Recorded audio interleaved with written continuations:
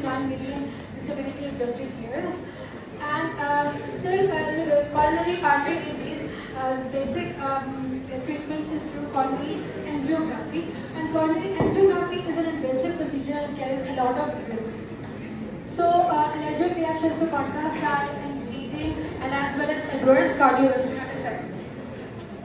So, for these, we have better clinical outcomes. We have novel and contemporary techniques for guiding percutaneous coronary intervention.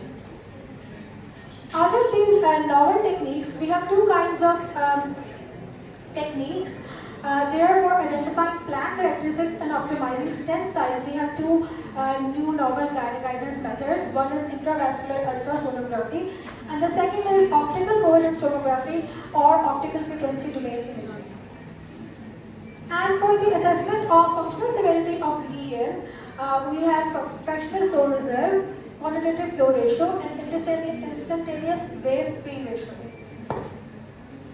So in my research, we conducted a systematic search in PubMed, Cochrane, and Embase and clinical trial records from inception to April 2024.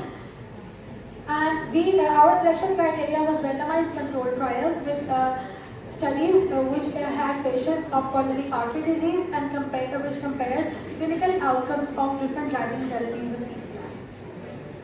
So the study outcomes that we sought in our research were major adverse cardiovascular events, stroke, cardiovascular deaths, all-cause mortality, stent thrombosis, myocardial infarction, and target vessel and target LEN revascularization. In our methods, we extracted data from these studies and put them on a Google Sheet, and with statistical analysis we used PLAN-R software, and we used random effects model to calculate the relative risks of these modalities, and we used Hinton's I-square for statistical heterogeneity, and for risk of bias assessment we used Cochrane risk of bias tool, and furthermore Cohen plots and Egger speed test values were used for publication bias.